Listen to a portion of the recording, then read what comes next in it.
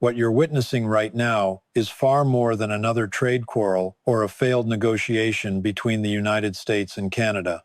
When Donald Trump stepped into the spotlight yesterday to publicly plead for a $670 billion lumber agreement, using words that could only be described as desperate, he wasn't practicing diplomacy. He was exposing a catastrophic weakness. In that moment, the world saw the unraveling of American resource security and the quiet, calculated triumph of Canadian patience.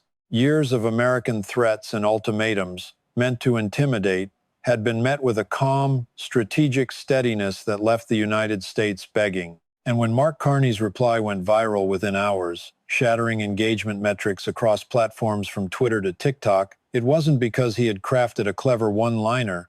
It was because he captured, in a single, devastating line, the seismic shift in North American economic power that had been building while most Americans weren't paying attention. I've spent decades studying the mechanisms of American economic influence, how leverage operates through institutional relationships, access to markets, and strategic alliances that make cooperation profitable for everyone involved. What's happening now is the inversion of that entire system. America, once the dominant partner, is now the desperate one, seeking concessions from neighbors who no longer need U.S. approval to thrive. The current lumber crisis isn't just about supply gaps or fluctuating prices. It's a wake-up call that the old assumption that natural resources in North America were essentially American assets managed by foreign governments has utterly collapsed. Trump's public plea to Canada for relief wasn't a minor misstep. It was a vivid demonstration of the collapse of those long-held beliefs. Here's what really unfolded, beyond the headlines, because the story on the surface hides the depth of institutional humiliation for American trade policy. Once you grasp why Trump was reduced to begging, and why Carney's reply was both devastating and brilliant, it becomes clear that this may be remembered as the moment when America openly admitted its dependence on foreign-controlled resources rather than quietly managing it behind the scenes. The official narrative seems reasonable at first glance. Skyrocketing lumber prices had made building new homes economically impossible for middle-class families, and American forestry production couldn't keep up with domestic demand. Trump's team framed their proposal as a North American lumber security partnership with Canada. The plan promised U.S. access to Canadian lumber at prices well below market rates, effectively subsidizing American construction costs with Canadian resources. The deal was ambitious, a 25-year commitment valued at roughly $670 billion, including expanded harvesting rights on Canadian public lands and fewer environmental restrictions to boost extraction efficiency. From Trump's perspective, this was classic American leadership solving a domestic crisis through influence and leverage. The logic seems straightforward. Canada needs American markets more than America needs Canadian resources, so pressure applied correctly would secure preferential access for the American construction industry. But that logic failed to account for profound changes in global resource markets, Canada's institutional capabilities, and America's declining bargaining power over recent years. When negotiations are built on faulty assumptions, the result isn't just a bad deal, it's public humiliation, broadcasting the weakness of your position to the world. When Mark Carney addressed Trump's proposal at a forestry conference in Vancouver, his response was so precise and strategically devastating that it went viral in multiple languages and continents within hours. He didn't haggle over details. He didn't offer compromises or alternative proposals. Instead, he revealed that Canada had already secured long-term lumber export agreements with the European Union, Japan, South Korea, and a consortium of developing nations covering the entirety of Canada's export capacity for the next 15 years. Any American access to Canadian lumber would come only from what remained after these partners were supplied. Then came the line that would break the internet. When asked if Canada might reconsider with better American offers, Carney smiled and said, "We've learned that partnership requires partners, not supplicants. Canada has found partners." Those 6 words, "Canada has found partners," have been translated into dozens of languages, turned into memes, and shared across global trade communities as the perfect symbol of how economic relationships evolve when dominance gives way to credible alternatives. But the viral moment wasn't just clever phrasing, it was the product of institutional competence. You don't turn down $670 billion unless you already have $670 billion in better options secured. Canada had spent years constructing these alternatives, while American attention wandered elsewhere.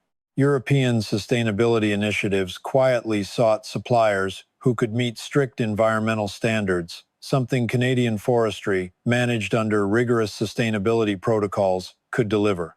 Meanwhile, booming Asian economies and developing nations required reliable, politically stable lumber sources. Canada's strategic foresight ensured that long before American pressure peaked, these alternatives were already operational, leaving U.S. demands irrelevant. While Trump's plea captured headlines, Carney's response crystallized a fundamental economic truth. America had lost leverage, and Canada had turned strategic patience into a tangible, market-driven advantage. The immediate fallout for American construction markets has been nothing short of catastrophic, and most Americans are only beginning to understand the depth of the impact. Lumber prices, already elevated due to supply constraints, have skyrocketed to levels that make new housing construction economically unfeasible for middle-class developers. Existing home prices, fueled partly by limited new builds, have soared beyond the reach of first-time buyers across much of the country. Renovation and repair costs have surged so sharply that many homeowners are postponing necessary maintenance, creating safety hazards and diminishing property values in communities that rely on stable housing stocks. Construction companies that once built their strategies around predictable lumber costs now face bankruptcy or forced mergers. Skilled labor in construction trades has seen hours cut and projects indefinitely delayed, as material costs erase profit margins. The ripple effect spreads far beyond construction alone. Appliance manufacturers, furniture companies, landscaping businesses, and countless other industries tied to housing development are experiencing contractions as the housing market stalls under the weight of lumber prices that no longer reflect any rational connection to affordability. Regional economies, particularly those anchored in construction and real estate, are entering fiscal crises as property tax revenues drop and unemployment rises. Municipal governments that borrowed against projected growth are discovering that the assumptions underpinning their budgets, particularly those related to lumber access, are now obsolete. The economic disruption is acute, but the deeper crisis lies in institutional weakness. Trump's appeal to Canada exposed just how dependent American resource security had become on relationships that U.S. policy had long undermined with threats, ultimatums, and assumptions of permanent leverage. What Carney's response revealed was the sophistication of Canadian strategic planning, something American policymakers consistently underestimate. This wasn't a reactive maneuver in response to specific U.S. policies. It was the result of deliberate, years-long planning designed to protect Canada from American political volatility.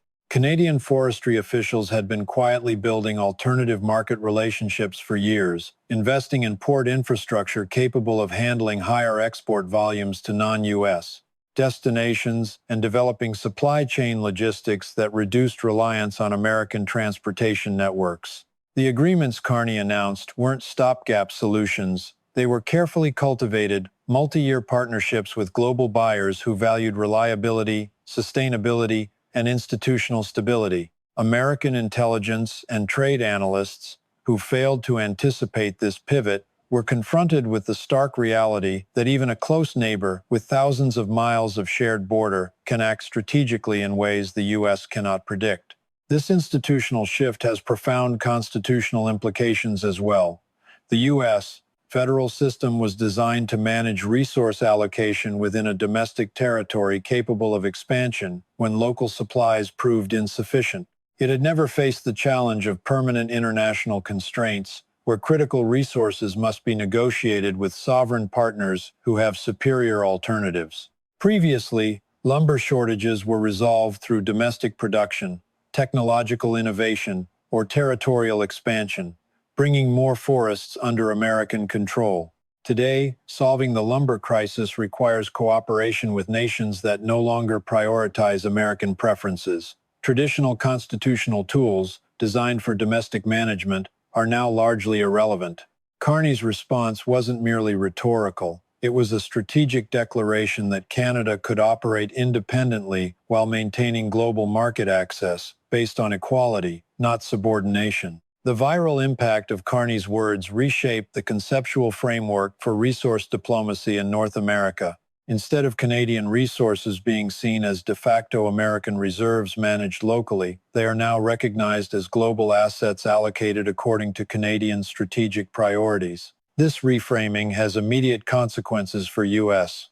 planning, energy, water, minerals, agriculture, and advanced materials that American industries assumed would remain preferentially available are now fully exposed to global competition. Markets have noticed. Currency traders adjust models to reflect Canadian autonomy. Commodity futures factor in reduced U.S. leverage over continental resources. Bond markets now price in additional risk for projects dependent on continued Canadian cooperation. Beyond North America, the demonstration effect ripples globally. Middle powers observing Canada's success begin re-evaluating their own resource relationships with the United States. Australia is accelerating partnerships with Asian nations for lumber and minerals.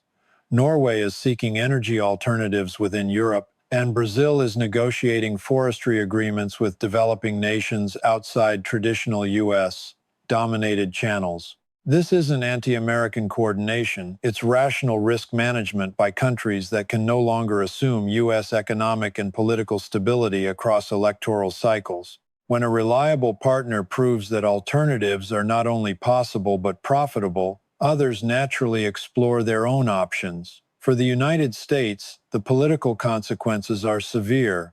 Communities that voted for aggressive trade tactics now face the economic fallout from policies they once supported. Rural areas reliant on construction are discovering that threats yield counterproductive outcomes when the other side has superior alternatives.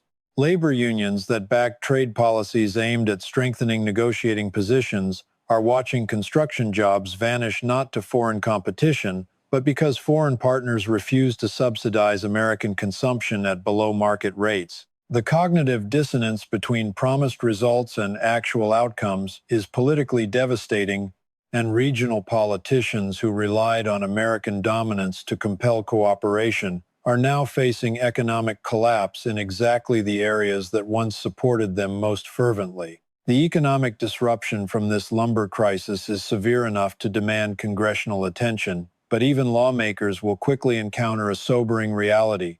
Traditional legislative tools cannot restore voluntary cooperation from partners who already have superior alternatives. From a strategic perspective, the most troubling aspect of this moment isn't merely the immediate financial shock, though that alone is staggering. It's the glaring demonstration of American institutional incapacity, the inability to understand, anticipate, and respond effectively to challenges that require genuine partnership rather than coercion. When every approach to a resource challenge is based on demanding that others shoulder the cost of American problems, the result isn't leverage or strength, it's the public exposure of dependence. Dependency becomes visible, the instant partners stop bearing costs they were never contractually obligated to assume. The dimensions of technology and innovation make the consequences even more striking. Canadian forestry management doesn't simply produce timber, it delivers sustainable lumber that meets environmental standards increasingly demanded by global buyers, investors, and consumers who care about supply chain responsibility. Investments in forestry technology, sustainable harvesting practices, and carbon management systems have created competitive advantages, giving Canadian timber privileged access to markets where environmental compliance matters. By contrast, American forestry, constrained by political resistance to regulation, has fallen behind in these crucial sustainability metrics. Meanwhile, international financial markets favor Canadian operations because they offer predictable returns and stable operating conditions. Investors are increasingly avoiding American timber projects exposed to political interference and regulatory unpredictability. As investment capital flows to Canada, operational capacity follows, further reinforcing the country's market advantage. Beyond finance and technology, the environmental dimension amplifies Canada's edge. Canadian forests function as carbon sinks, creating additional revenue streams via carbon credit markets benefits American operations cannot access due to regulatory uncertainty. This environmental positioning enhances the economic and political advantages that attract international partners to Canada in the first place. Companies sourcing from Canada can market their products as sustainably sourced while enjoying reliable delivery schedules and minimal political risk. In contrast, the U.S. has been operating in a reactive, extractive model, assuming that its historical influence could secure preferential access, regardless of environmental standards or partner priorities. The current crisis illustrates that assumption's fatal flaw.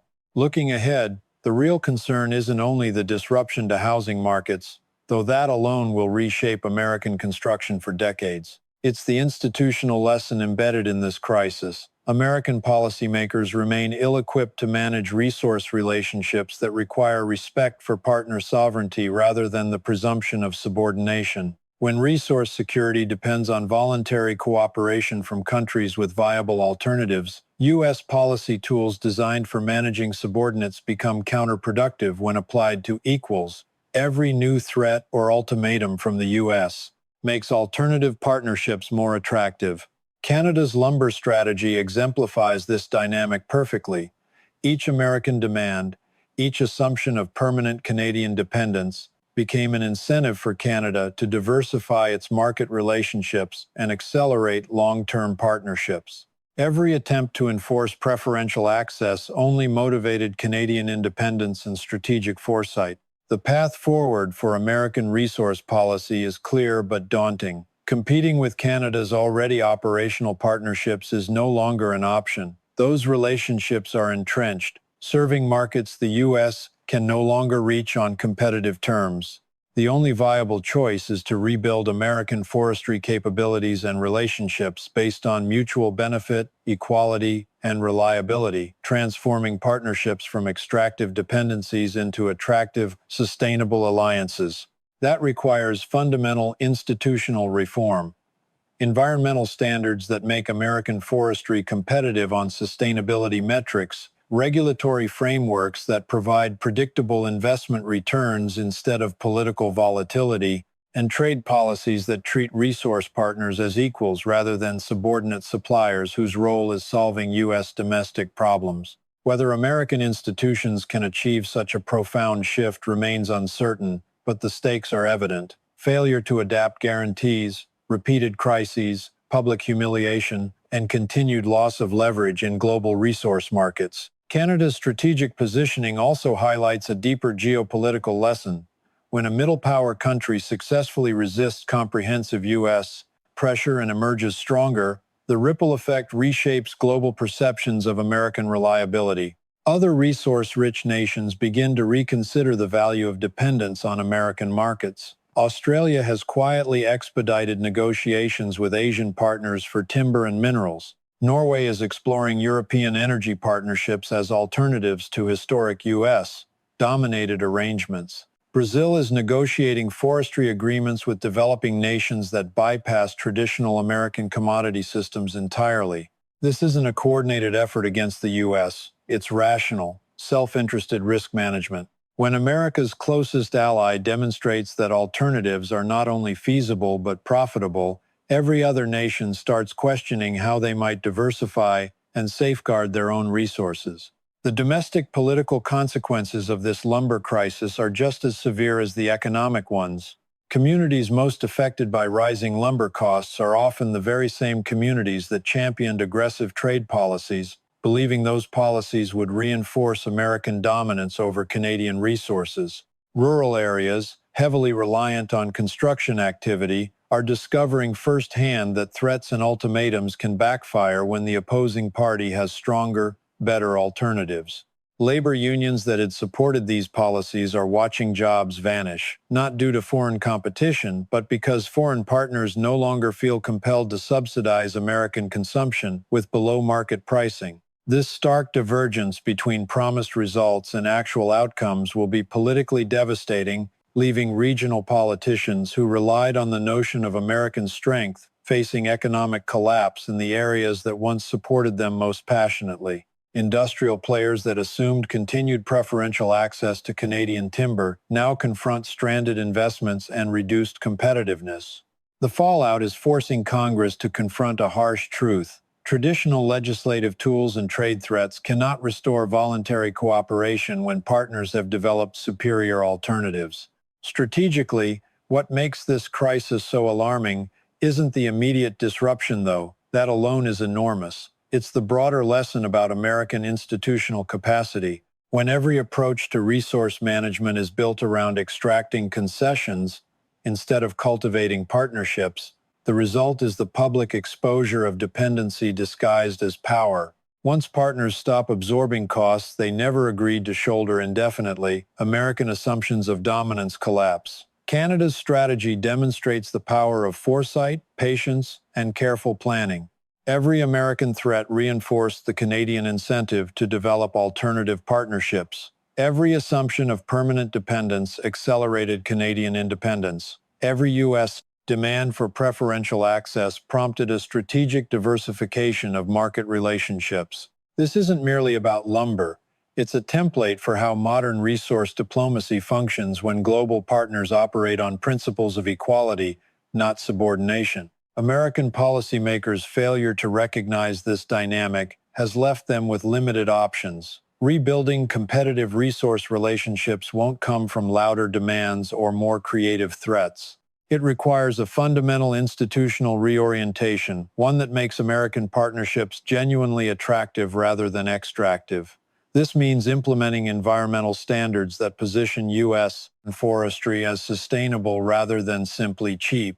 It means creating regulatory frameworks that provide predictable investment returns instead of political volatility. It means crafting trade policies that treat resource partners as equals, rather than expecting them to exist solely to solve American problems. Whether the U.S. political system is capable of sustaining this kind of reorientation remains an open question. Until it does, moments like this where assumptions about resource access collide with reality will recur, highlighting the limits of coercion and the necessity of genuine partnership. The choice facing American lumber policy is no longer about competing with Canada. It's about deciding whether to rebuild relationships on mutual benefit or accept permanent disadvantage in markets that were once dominated by the U.S. but are now effectively Canadian-controlled. History shows that nations rarely recover dominance in resource markets lost through institutional incompetence rather than true economic competition.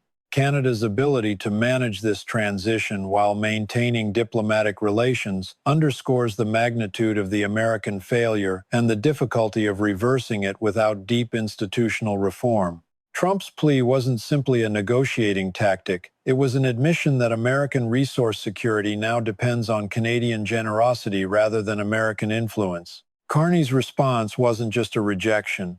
It was a demonstration that generosity is no longer necessary when credible alternatives exist. In a single viral moment, Carney reframed global expectations.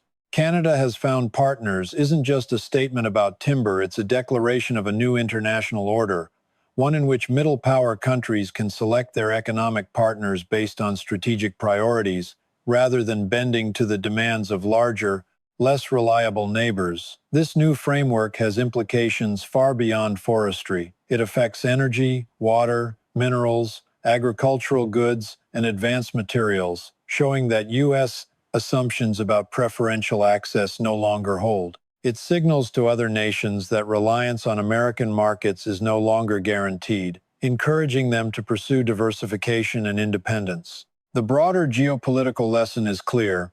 American influence depends on building genuine, mutually beneficial relationships, not relying on historical dominance or coercion. Trump's plea for Canadian lumber was never just about negotiation. It was an admission of a new reality. American resource security now depends on the willingness of others, rather than American power alone. Carney's response wasn't merely a rejection, it was a masterclass in strategic positioning. The viral 6 words, "Canada has found partners," signaled a profound shift in global trade dynamics.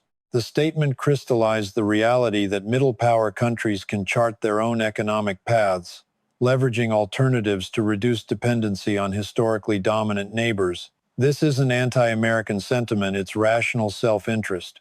When Canada secured long-term agreements with the European Union, Japan, South Korea, and developing nations, it effectively insulated itself from American pressure, creating stability and predictability for its industries while leaving U.S. policymakers scrambling to catch up.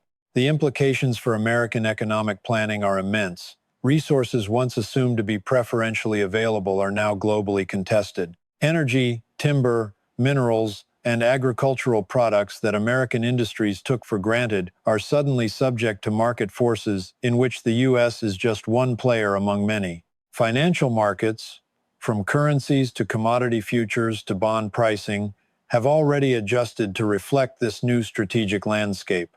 Middle-power countries observing Canada's success are rethinking their own relationships with the United States, seeking alternatives that ensure independence and profitability. Australia, Norway, Brazil, and others are quietly accelerating deals with partners outside traditional U.S.-dominated systems. The lesson is unmistakable. When a reliable partner demonstrates that alternatives are feasible and beneficial, the global calculus shifts and American leverage diminishes.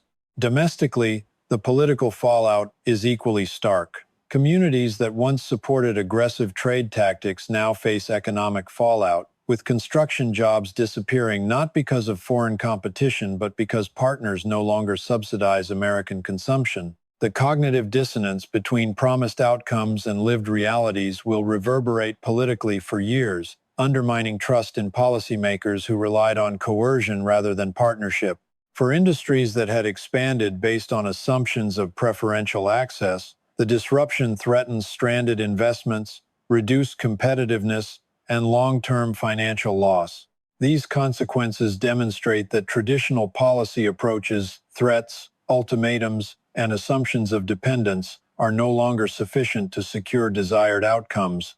Institutional competence, forward planning, and mutual benefit are now the keys to sustainable resource access.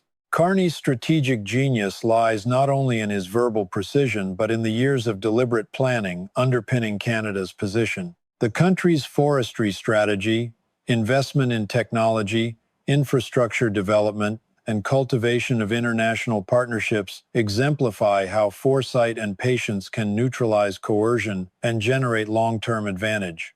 The lesson for the United States is that power is no longer synonymous with dominance. Influence depends on building credible, attractive partnerships. Attempting to dictate outcomes through threats only accelerates the adoption of alternatives. The era when America needs determined Canadian resource allocation has ended. Canada has charted its own course, asserting independence while remaining engaged with global markets. Looking ahead, the broader takeaway extends far beyond lumber. This moment represents a structural recalibration in international resource diplomacy. Middle-power nations now have demonstrable proof that alternatives to U.S.-dominated systems are achievable and profitable. The United States faces a critical choice: either rebuild relationships based on equality, sustainability, and mutual benefit, or accept permanent disadvantage in markets that were once reliably American-controlled. History warns that resource dominance lost through institutional incompetence is rarely regained without profound reform. Carney's statement and Canada's strategic execution mark not only a turning point in North American economic relations, but also a model for middle powers worldwide seeking independence from historically dominant neighbors. Ultimately, Canada has found partners captures a transformative moment, a new international order where countries can pursue strategic priorities without deference to larger, less reliable neighbors. It represents the end of an era in which American assumptions about resource access held unchallenged sway. This is a lesson in patience, planning, and institutional competence. The U.S. may still regain some leverage, but only through rebuilding institutional capacity, establishing credibility, and respecting the sovereignty and priorities of partners. Until then, moments like this will continue to expose the limits of American coercion and the necessity of genuine, mutually beneficial partnerships in securing resources, economic stability, and international influence.